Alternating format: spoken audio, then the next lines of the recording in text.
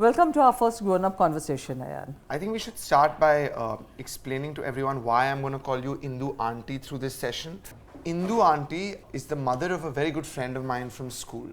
So through my growing up years, I've always been aware of her. In some ways, I've been aware of her my whole life. So this is really, as I said, our first grown-up conversation. Your son really helped me when I was trying to put Wake Up Sid together though. Indu Auntie's son Leo is also a journalist and was at that point working for Time Out Bombay. Within Wake Up Sid, if you guys remember it, there's like a magazine, like a Bombay magazine, and it's had a lot to do with the city. So he was actually like a big ally in, figuring some of that stuff out. Right. Yeah. Are films a passion for you, or is it like a way of life, something you've seen always, and so you just was the natural next step for you when you finished studying? I think it's a little bit of both. But I think that certainly there's a large group of people, I think, that work in the industry that come from film families. Yeah. Within that, there are many divisions. There's like the young person who enters from a very successful film family. Like Ranbir Kapoor, in that his father was very successful. Everyone was sort of waiting for his launch film. He'd been offered a launch film by many illustrious directors. Yeah. My story was slightly different, because the family did have a relationship with fame and a lot to do with the founding of the Hindi film industry.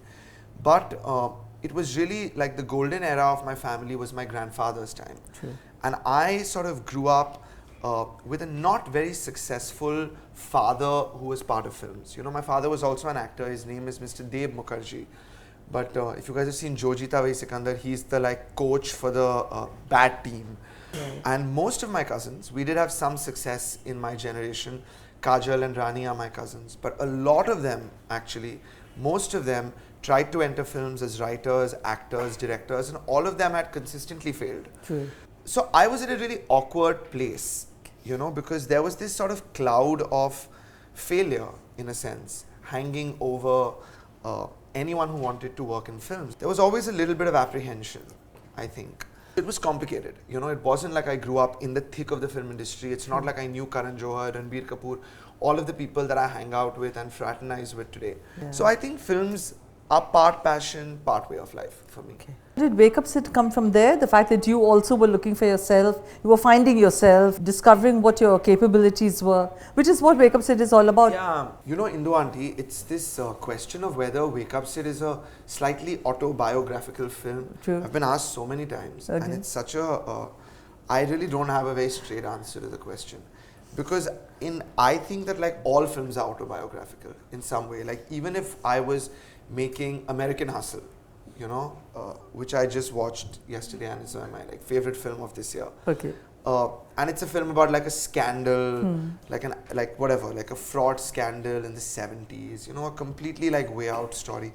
But in it, when the director has written it, the sort of human relationships that he's pointing towards, man, woman, affair, a relationship with a certain kind of woman as a wife. We're always channeling the personal in some ways. Yeah. So I just think in Wake Up Sid, it stood out a lot more because the character was so obviously young. I was young. He was a Bombay character. The links were very obvious and they could be seen very clearly. Yeah. But I think there'll always be a certain degree of the personal involved as long as I'm writing my own material. True, true. Now, both your films that you've done have been with Ranbir. Does his character guide your characters in the sense that that when you're writing, do you have Ranbir in mind? Like now your third film that you're writing, I am certainly keeping him in mind, yes. Okay. We haven't had an official conversation about whether he'll do the film. There's an unsaid understanding perhaps that he will. I feel very privileged to be in that position with him because he's such an exciting actor and star, obviously. However, I never knew Ranbir before Wake Up Sid happened. Okay. In fact, it's a funny story because Wake Up Sid almost landed up being Imran Khan's film. It was, Karan had almost taken the film. Actually, Karan came onto the project before Ranbir did. Yeah. He was producing the film. I was his assistant. That's the story of the film. I took the script to Karan first of all. And my friendship with Ranbir and working relationship with him was obviously formed while making Wake Up Sid. Sure. So I didn't write my first film with him in mind. Right. But now he has become something of a muse, I think. And when you look at certain directors, you do tend to see those patterns in a few directors' lives. I'm not going to take their names because they're all like really famous people and it feels like I'm comparing myself with them, you know, but certainly there is, you know, something going on there. He's a very important creative force in my life and we work well together and, you know, for now, certainly he's in my mind. Done. Okay, also since you are not on Facebook or Twitter, tell us some things about you that we don't know. You don't know anything about me. Yeah, that's exactly. So, no, I know a lot about you, Ayan. No, Induanti, I do actually. I mean, the truth is that in our country, we know a lot less about our filmmakers than we do about our actors. Of course. Of course. Yeah. So, like, when you ask me that about Ranbir, like, it feels like everything has been said. You know, I mean, like, I'm on this interview with you, and you know, like, actors attract a lot of attention. You're asking me about him. Yeah. Nobody knows anything about me. I mean, people know about me what they've seen in my 2 films. I mean, you can ask me anything about myself. Okay. You know, what I read, what I watch, how I live, you know, my work process. It's all actually, the truth is, I also don't have an entire sense of myself yet. So we'll move on to asking things about you. Okay, tell me, this is something that always fascinates me, especially for writers. When you write, your characters live with you so much at that time, they almost become your best friends whilst you're writing it. So do they live with you later once you've sort of immortalized them on film and made that film? Like, do you still, the character Sid, does he still come back to you ever? No, not so much. But he did at one point? No, not so much anymore. In fact, I feel that till Yeh Jawaani Hai Deewani hadn't released, I don't think, I don't know what you guys think and I don't know what people think, but I actually find my 2 films very close to each other. Like, I know one is a much larger sort of, you know, like seems like a more commercial venture, and I think like I've often felt that because of that, people haven't been able to see like similar themes running through both the films. But up till this point, I think I've been obsessing about similar themes and been writing from like the same place, basically. But now after Yeh Jawaani, I do feel I've exhausted that material a little bit. And it's so funny, you know, I used to have a great nostalgia for school years, for my, for like what I was telling you, my early 20s, friendships. Like, I really wanted to write about that stuff. And it's like suddenly with the release of Yeh Jawaani Hai Deewani, it really feels like I'm not nostalgic about it anymore. Like, I've mined that material, and by making films about it, like that's kind of done for now. So maybe it'll come back later, and you know, like 10 years later, it'll feel different. But it does feel like now I've left some of those themes and those characters behind, yes. So Wake Up Sid, where exactly did it come from? How long did the process take of, one, writing it, secondly, getting somebody to approve of it? So, you know, Induanti, what it was, I had worked on a couple of films as an assistant. And I figured at some point that working as an assistant, what it does is it introduces you to the industry in a sense. Like, you understand, you know, you get a sense of people that you're working with, etc. You understand the energy of the industry, but it doesn't teach you anything about being a filmmaker, in my opinion. Okay, like a filmmaker is essentially like, you know, finding a story within yourself that you want to tell and then going out and trying to find a way to tell that story. It's a form of communication. It's like how I'm trying to communicate my thoughts through this answer.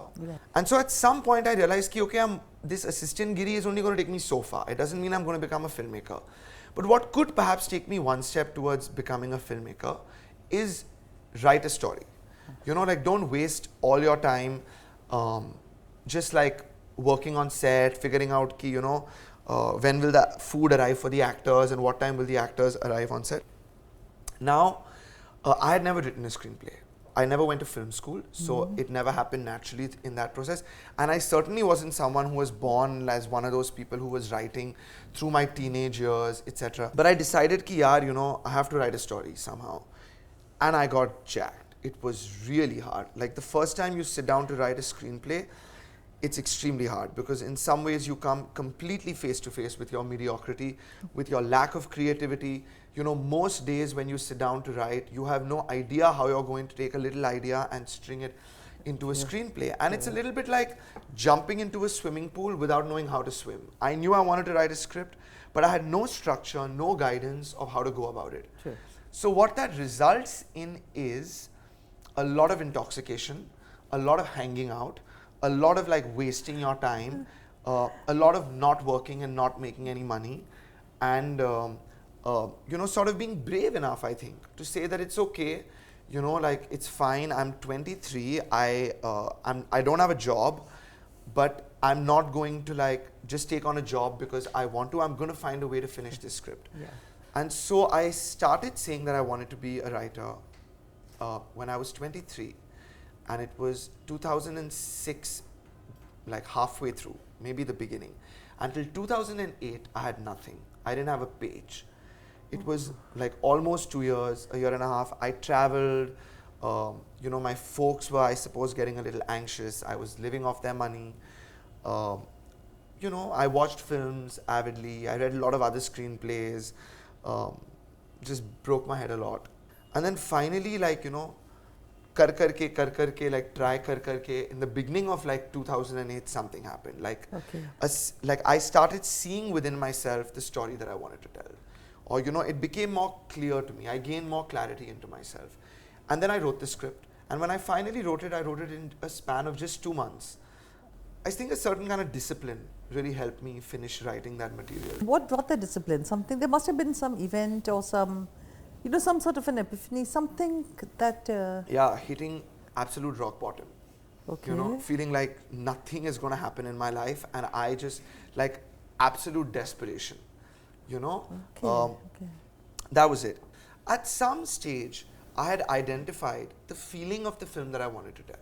And it was very strong in me. I couldn't articulate it. I don't know how different artistic people, writers, filmmakers chance upon their material. But I had like a feeling in me. Like I was hanging out. It was a certain time in my life. I was listening to a certain kind of music.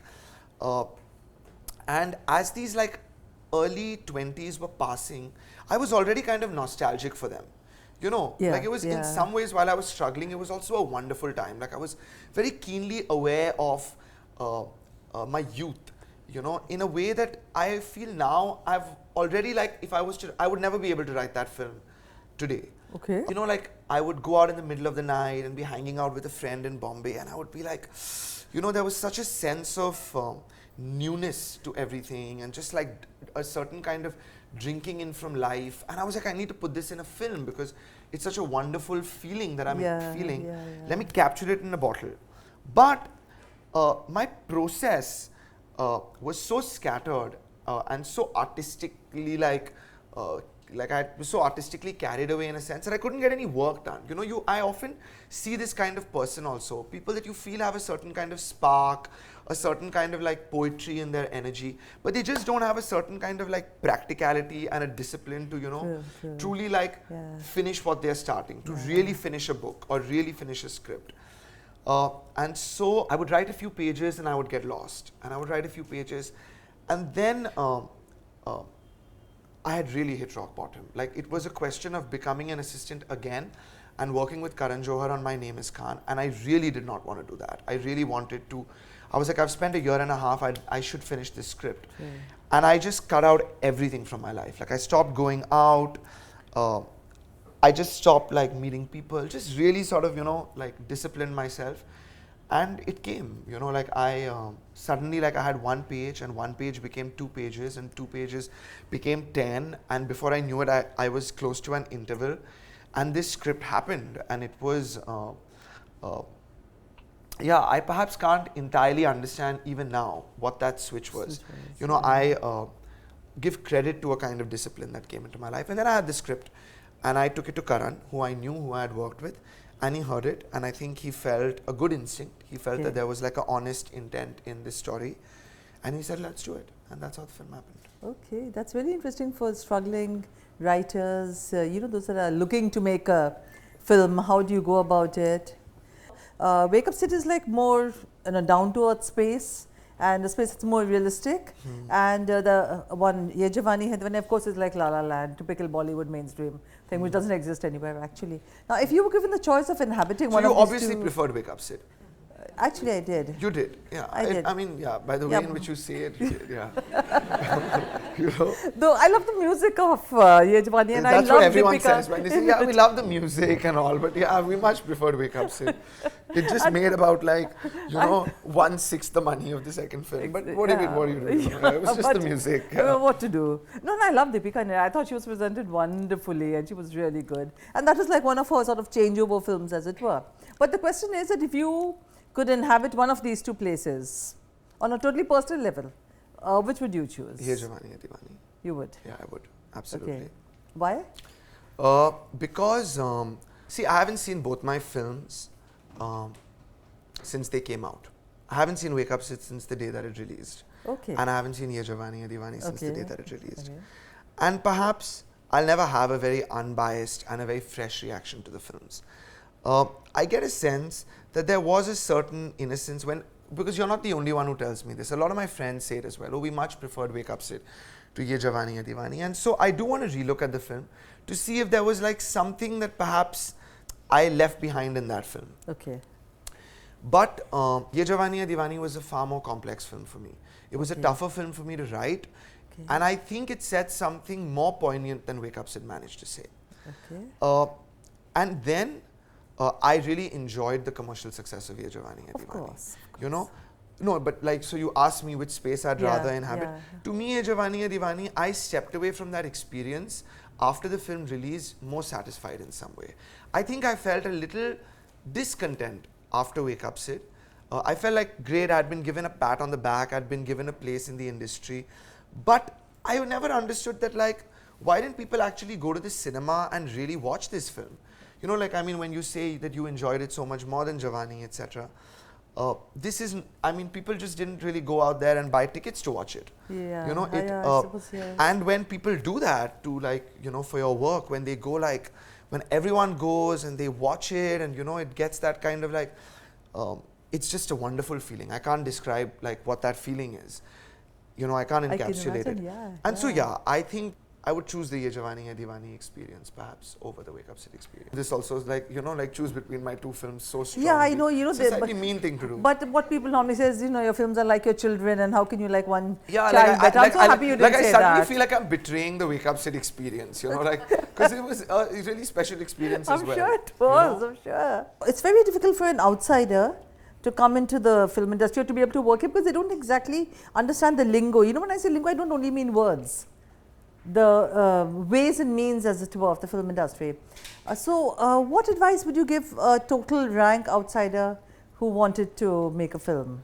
I would say work in the industry and work without enter the film industry without too many preset thoughts and opinions in your head. Like preconceived ideas of film.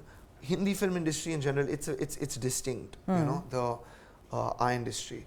Too much of like, you know, like not to get bogged down by any opinions that they formed about the film industry from the outside, and certainly by reading what we read written about film most of the times. You mean like the newspapers and the magazines? I mean like and all? newspapers, I mean like English criticism in this country, which I think is the death of Indian cinema. It's like English criticism in this country is so completely off with the actual workings of the industry. I have a big personal bone to pick with actually a lot of English criticism in this country. Okay. And so yeah, that's what I would say. Work and work openly. Yeah, so that you learn from experience and not just learn from... So that you learn from experience. From your baggage, as it were. Yeah, and you know, it's kind of it's a tricky time, I feel, in the way in which information about our movies is going out. Yes, absolutely. Because in general, India is a large country. We're a fairly confused country. Lots of different kinds of people. Two, there's a lot of like foreign influence in the air. Yeah. You know, foreign films are available. TV has a lot of... TV has a lot of stuff happening. Like I felt this with Yeh Jawaani, for example. And like I have no issues with... I mean, you could see the film and you could say, I don't like the film. Yeah? Like I think it should get a half-star review or something. But there is and it's fine, really, genuinely. But there is a tendency amongst a lot of English writing about film to uphold a certain kind of film and to just absolutely not uphold a certain mainstream kind of Hindi film. I understand. You know, it's broadly speaking, there is just this divide. So like, I hate to generalize, but you see like tons of like 4-star review films which make like no money at the box office and are bombing at the box office, and then you see like films which actually like an audience member loves and they make a lot of money at the box office. I feel in the Western world, in the way in which like the Hollywood film industry is organized, certainly they're not going to give great reviews to like Amazing Spider-Man or like The Avengers, but there is a context in which that film is absorbed by the English media and written about, and there's an understanding of where that film is coming from. So I feel this kind of sense of how people haven't really got the pulse of the people. Like, you know, normally like the voices in the media represent the pulse of an audience, and I don't necessarily feel like that's happening very clearly in our industry. You know, so amongst a certain kind of person, I was a big star after I'd made Wake Up Sid. Within this like arc of Juhu to South Bombay and a certain kind of English media person, it was like, wow, what a like wonder, like, you know, like I have arrived. You've arrived. Etc. But the truth is I had not arrived. Like if you go out in the country, a lot of people just hadn't watched that film, and the grammar of that film was something that they were not interested in watching. So let's not run down that film for that reason, but let's understand the country that we live in. You know, let's you know what I'm trying to say? Yes, absolutely, absolutely. So yeah. On a totally different note, after the success of Yeh Jawaani, you took your parents on some sort of a world tour, didn't you? Not a world tour. I took them on a cruise. How did it feel? It felt great. It felt wonderful, and it was. It felt great. There's nothing else to say. Because as you said earlier, you were living off them and they were worried about you. The other time I met your dad, he seemed so proud.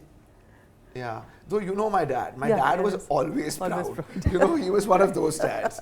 He was like always a little bit like over obsessed, always like very happy. But yeah, they're very happy, and it feels great, you know, to be able to give back. I can imagine. You know, it feels great. 10 years down the line, where would you like to be on the filmmaking scene? I'd like to be directed another 3 or 4 films. I'd like them to be good films, and I'd like them to be successful films. I feel like the subject matter that I'm now leaning towards, and I don't know if it'll become my next film entirely. I think it's quite risky and quite interesting, and I think that if it becomes a film and a kind of film that works, it'll be quite a, you know, I don't want to say path-breaking, but like a, you know, like a strong film in the Hindi film canon. So yeah, I'd want to be here working, you know, getting more Indians into the cinema. I definitely feel very inspired about the idea of India and Indians coming into the cinema. You know, I read a statistic recently which said to me that, I mean, number one, this is a statistic which a lot of people know, that like only 3% of our population has watched 3 Idiots, you know, in the cinema. Because that's, and that's like, you know, perhaps like the greatest number of cinegoers which we've seen in the last decade. And I read another statistic which said to me that actually the original Agnipath, which didn't do very well and was considered to be a flop at that time, actually had more cinegoers who bought a ticket and went into the cinema than the new Agnipath, which grossed 120 crores. There is this sort of conversation about the decline in the number of people actually buying tickets and going in to watch movies in the cinema. So while we're hitting this big like 100 crore and 200 crore number, and great, Jawaani has done 180 crores, it doesn't actually, like a lot of films that were considered to be far more mediocre successes in the early 90s and the 80s actually had a lot more Indians going to the cinema. And this again ties in with my, like, you know, like I feel like with this stuff about English media and hyping to certain films, etc. I feel like, where are our audiences? Like, why are they not in the cinema? You know, if you read about like what's happening in China right now, in the Chinese film industry, and you hear the figures of certain Hollywood films in that market, and you know, the Chinese film industry is vibrant, but not as vibrant as the Hindi film industry. It's remarkable, like the figures that they are putting up. And I hope that we can put up figures like that coming out of India and make films for India in that way. So yeah, I'm really driven by that kind of thought process. Oh, that's good to know. How do you deal with the success that you see everywhere? Is it overwhelming? Is it like your due? How do you react? Like my to own it? success? Yes, your own success. But Indu Aunty, it's only been one film, yeah. But you're the toast of the town with a film like this. I mean, isn't it the fact that you're nominated for every film award? I was nominated on Wake Up Sid also. So that's And but the with awards this are crap. also you have money, right? Lots and lots of money. I don't have lots of money. Karan Johar has lots of money. And the truth is that even he doesn't have lots of money. Like, we make far less money on movies than it seems, you know, like on the outside. Yeah. A lot of my friends that work in like business families and run businesses, and you know, they are far wealthier than I can like hope to be at this point.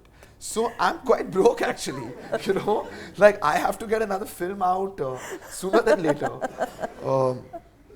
When you have a difference of opinion, as it were, in your script with Karan, he's been your producer for the two films. Yeah. So does he like sit on your head and say, I know better, Basra, I've done like 5, 6 super films. You know, Karan has not been involved at all in that way with my films. In fact, what I want to say is that I wish he was more involved with the writing and the script process. Only because, of course, for his like opinions on my film and to gain his wisdom, but more than that, because, you know, films are such a lonely process, you know, when you're sitting to write, and it's so like, you really get like stuck with your own film for many years, and you know, nobody cares for your film. This is what happens when you're making a film. The emotion that you feel consistently through the film is that nobody cares about my film as much as I do. Absolutely. You know, you feel like your actors, like, they want to come to set and all, but then they want to wrap up and they want to go back to their like girlfriends and boyfriends, and they want to go out for dinner.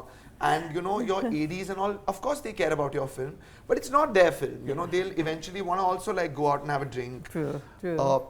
And so every day ends with this feeling of like, I am the only one who really cares about this, and nobody cares about this project enough. So one of the wonderful things that happens in the filmmaking process, which is why I don't understand how like novelists and all do it, is that, you know, in films we collaborate. Yeah. And Karan has been very aloof from the writing process on both my films. First film, he read the script and that was it. And then he never had any suggestions or came in. He came in straight when I was editing the film and saw the film and gave me his notes. Okay. And his notes were, reshoot the climax of the film. Ranbir and Konkona look really bad kissing. So I reshot it. And once he saw a sequence in the film where he thought we had dressed Konkona really badly. And he was like, you have to reshoot this sequence. She looks like, I'm not going to say what he said. Yeah, I know, but one can understand. Like, yes, he was like, we have to like reshoot this sequence. So I wish he was more involved. I wish we were... my friendship and relationship with him is much more personal. We talk about a lot of stuff other than actually just sitting on like every script note of mine, etc. Yeah. Okay, which are the filmmakers you would recommend to a person who wants to come into films as a filmmaker? I don't know, Indu Aunty. I can tell you filmmakers I like and how it's changed for me. Eventually, like I feel like watch a lot of stuff, but like try to hone your own voice, I suppose, and not allow like too much of another voice or another influence to, you know, wash out your own voice, to drown your own voice, which can happen very easily, you know, when you're too steeped in another filmmaker's films. But for me personally, this was my journey in films. My youth was spent being like a Walt Disney / old Hollywood musical child. You know, came very much from my family as well. You know, old film families had this big thing where they were constantly borrowing ideas from like the golden age of Hollywood. Right, so I grew up around a lot of golden age Hollywood names like Frank Capra and Billy Wilder and Hitchcock. There was a certain era in Hindi films where, you know, like they were big fans of that. They were the reference. Yeah. So I got a lot of that from my dad, like old Hollywood and Disney. My relationship with old Hindi cinema is very weak. In fact, my resolution for this year is to watch 2 classic Hindi films every week, because I don't really have that relationship. You know, I've seen very little of Guru Dutt and Raj Kapoor and all of that. And then I moved on to my induction into Hindi films was Karan Johar, Farhan Akhtar, Aditya Chopra, Rang De Basanti, Shah Rukh Khan. Basically, it was all Shah Rukh Khan. Then I went through that age where I was 18 and wanted to look at films very seriously, and I still love those films, don't get me wrong, but it was all like, I'm watching Fellini now and Truffaut now, and I only wanted to watch like American indie films, and I love those films, but there was a degree of feeling slightly self-important while watching those films. You know, like how you watch a film that's slightly smart and you feel a little bit smarter because it's a little boring, so you feel like, You put your I've worked to get this, to get the juice out of yeah. this film, and not everybody like knows like La Dolce Vita. I'm 18 and I know it. So there was that. And now I think I've gone back to basics. Now I'm totally like Christopher Nolan, rewatching all of like Spielberg's original work, watching Star Wars a lot, like watching a lot of big commercial entertainers, sold my soul type films, you know. Okay, one last question I want to ask you is that the music of your films is both your films have been fantastic. You thought even Wake Up Sid? I loved Wake Up Sid. Ah, okay. Yeah, I loved the music of it. So the music, the lyrics, how much do they come from within you, or how much do you accept what you're given? No, I don't accept what I'm given. And they don't come from within me in that I don't have like, like Sanjay Leela Bhansali's command over music, who's able to actually make music in a way. Yeah. And even Karan Johar, who I think has a great command over music. True. Music evokes very strong emotions in me and a certain kind of feeling. Okay. And so a lot of my collaboration with the music directors is trying to like explain the like feeling and emotion that we need from a song, even if it's a song like Balam Pichkari. Okay. I work hard on the music. I think that's it. Like I work hard on the music. Eventually, of course, I mean, it belongs and comes from the composers and the lyricists. But I really give like a lot of my time to the process, and I gave more of my time, I must say, on my second film than my first film. Okay. In fact, if you ask me, my most important and creative collaboration on Yeh Jawaani Hai Deewani, it was with Preetham. Okay. It was a magical collaboration, and yeah, so we worked hard, he worked hard, I worked hard. We waited for the music to come. We like didn't shoot songs if we didn't feel we had the right music. We really waited till the last minute to make sure that our songs were good. And even when we had the music, we worked very hard on the instrumentation and just making sure that it's sounding really good, the sound of the music. We delayed our music release by almost 15 days. We had Mr. Bhushan Kumar from T-Series like literally like threatening us that he was just going to release whatever version of the music that he had. In fact, there are 3 versions of Kabira which have been released. We gave him the CD saying release it. Then that night we changed something in the song. So we called him and we said, okay, now you have to change the CD. But it was already all over the internet, and we were calling websites and we were like, that's the wrong version of the song. This is the right version of the song. And so we worked hard on the music. Do you sing? No, not at all. Besura completely. I wish I had. Do you want to try and then let us be the judge of that? Please don't make me do that. Really. Okay. Okay. Ayan Mukherjee is here for all of you to. Great. I got out of my 3. No, three but we now have to. questions. No. We still have to do the Ranbir thing. Managed. Somebody else will ask you. My question is, if you see Wake Up Sid and Yeh Jawaani Hai Deewani, there is a very kind of good connect of the character with the parents. So, is it coming from you itself? Your relation with your father is similar kind of those characters which you have portrayed in the movie? Asesh, right? Yeah, I think there's a little bit of like something personal thrown in there. And I don't know, I think that I feel like the most interesting stories about me, like when she asked me what do we not know about you, etc., actually come from my family. In fact, whenever I've met people, like random strangers, and I've spoken to them about, let's say, my love interests or my friends, and then when I talk about my family, like people always tell me that that's like that's the most interesting thing about you, like that's what really captivates them. I think like for me personally, my most like emotional churning, there's a lot of unmined story within like my relationship with my family, parents, that whole thing. I think I've just touched the tip of the iceberg in my first 2 films. But yeah, there is something personal going on there, and I think that when I'm a little bit more mature, I'll be able to deal with those themes in an even larger way, I think. So when you were in your 20s or when you were assisting on films, did you ever feel that you weren't capable enough to become a director to, carry an entire film on your shoulders? Oh God, I honestly. How did you overcome it? Oh, you never overcome it. I still feel that way. I always feel like, what do I know really? Like, who am I to think that I can make a film, that I can carry a film? But what has to override it is the fact that you really, really want to make a film. And like they say, right, like, you know, that saying about how courage is not the absence of fear, but the presence of fear, and you know, and still going out there and being brave. It's a little bit like that. You continue to feel insecure. I continue to feel like, I don't know how Jawaani became such a big hit. So many people watched it. I have no idea if I'll be able to repeat it. Lots of hope, you know, I think is a good way to go. मैंने आपको देखा था gold gym में, अगर fifth को भी वो scene नहीं लिखा गया था, still I saw you working so hard. So what was going in your mind कि film release हो रही है 31st May को, and still you're working out, you're getting time for yourself, or you were so much focused on your workout. हाँ. Am I? Yeah. How can you be working out when you have a film releasing? You कभी यहाँ नहीं देखना, वहाँ नहीं देखना, तो मैं सोच रहा था क्या सोच रहे हो, I know कि you're making this movie.